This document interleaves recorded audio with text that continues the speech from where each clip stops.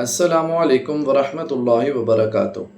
دوستو، آج کل بعض حضرات یہ دعویٰ کرتے ہیں کہ جب انسان کو قبر میں دفن کیا جاتا ہے تو منکر نکیروں کے سوالوں کا جواب خود انسان نہیں، وہ مردہ نہیں، بلکہ اس کا پیر، اس کا مرشد اس کی قبر میں آ کے اس کی طرف سے اس کا سوالوں کا جواب دیتا ہے۔ تو دوستو، سب سے پہلے آپ پیر حمید الدین سیالوی صاحب کا یہ دعویٰ سنیے۔ پیر کامل جس وقت اس دا مرید کوئی مردہ ہے اور قبر دفن ہوندا ہے، قبر دفن ہوندا ہے تو او دی لاش نو وصول او دا پیر کردہ نے یاد رکھا، بھولنا نہیں اس گل نو۔ آپ نے عقیدے دے پکا رہنا اور پیر دا عشق و محبت آپ نے دل وچ قائم رکھنی۔ سوال جواب اس نہیں دینے، مردے نے نہیں دینے، وہ تو مردہ نو کے پتا، وہ تو سارے سوال جواب وہ دا پیر جیسی کہ دا رب کون ہے، دا دین کون ہے، دا نبی کون ہے، وہ جواب جیسی وہ دا پیر۔ تو پھر یہ دسو جس مرید دا جواب سوال وہ دا پیر دے وے وہ دے بخشیوں نے چی بھی کوئی شک ہے۔ دوستو، اللہ تعالیٰ نے قرآن مجید میں فرمایا یثبت اللہ الذین آمنوا بالقول الثابت فی الحیات الدنیا وفی الآخرہ، کہ اللہ تعالیٰ مومنوں کو مضبوط اور سچی بات پر دنیا میں بھی قائم رکھتا ہے اور آخرت میں بھی۔ تو امام بخاری رحمۃ اللہ علیہ نے یہ روایت نقل کی ہے کہ حضور صلی اللہ علیہ وسلم نے فرمایا، یہ آیت قبر کے سوالوں کے بارے میں ہے۔ تو اسی طرح دوستو صحیح حدیث مبارکہ ہے، حضرت براء بن عازب رضی اللہ تعالیٰ عنہ فرماتے ہیں کہ حضور صلی اللہ علیہ وسلم نے قبر کے حالات بیان کرتے ہوئے فرمایا، فَيَأْتِيهِ مَلَكَانِ فَيُجْلِسَانِهِ فَيَقُولَانِ لَهُ مَنْ رَبُّكَ وَمَا دِينُكَ وَمَنْ نَبِيُّكَ، کہ دو فرشتے اس کے پاس آتے ہیں، اسے بٹھاتے ہیں اور اس سے پوچھتے ہیں تیرا رب کون ہے، تیرا دین کیا ہے، تیرا نبی کون ہے۔ تو دوستو، جو مومن ہوتا ہے پھر اللہ تعالیٰ اس کو سچی بات پر قائم رکھتے ہیں، وہ جواب یہ دیتا ہے، ربی اللہ و دینی الاسلام و نبی محمد صلی اللہ علیہ وسلم۔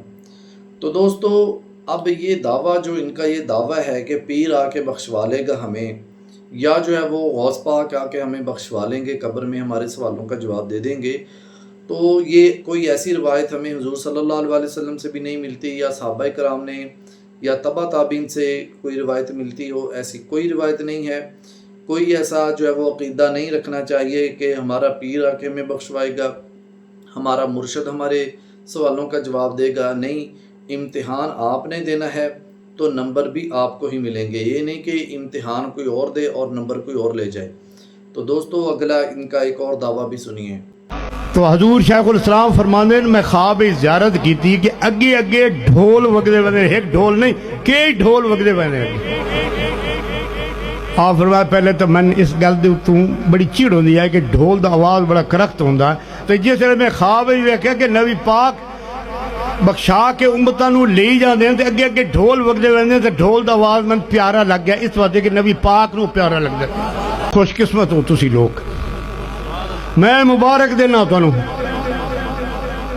یہ ملفوظ خود میں حضور شیخ الاسلام خواجہ محمد قمر الدین رضی اللہ تعالیٰ عنہ دی زبانی سنیا، کسے کولو نہیں سنیا، کسے راوی دے کولو نہیں سنیا، آپ دی زبان مبارک تو خود سنیا ہے۔ نبی پاک میرا نام لے کے آگ دین کہ قمر الدین تیں اپنے مریداں نو سنبھال لیا۔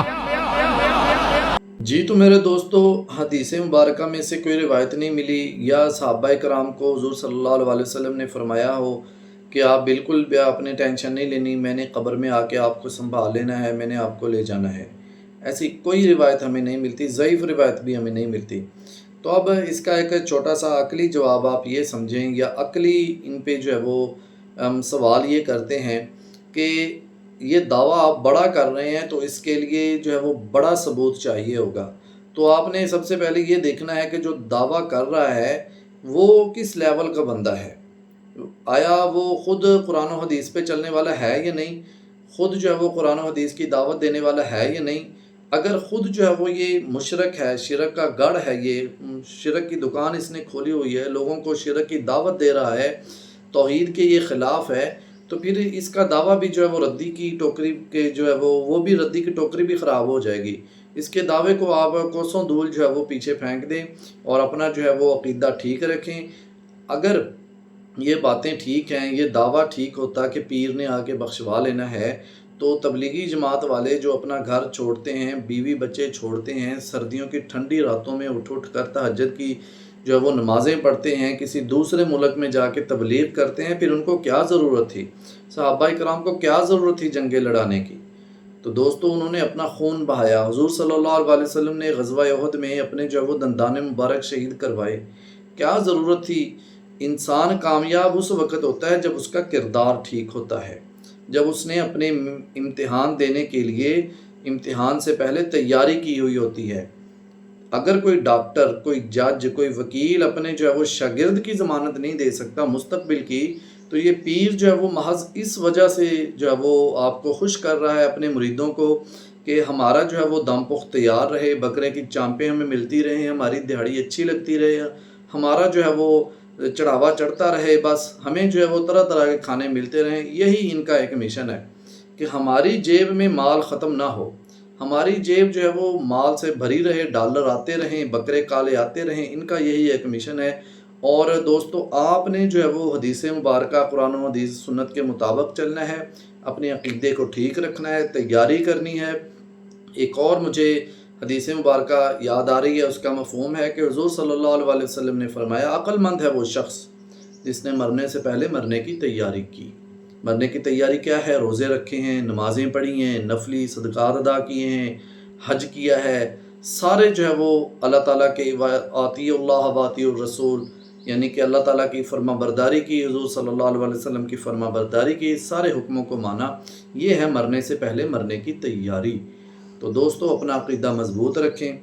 آپ نے قبر میں جانا ہے، آپ نے قبر میں دفن ہونا ہے، میں نے اپنی قبر میں جانا ہے، تو میں نے اپنے سوالوں کا جواب میں نے ہی دینا ہے، کسی اور نے نہیں دینا۔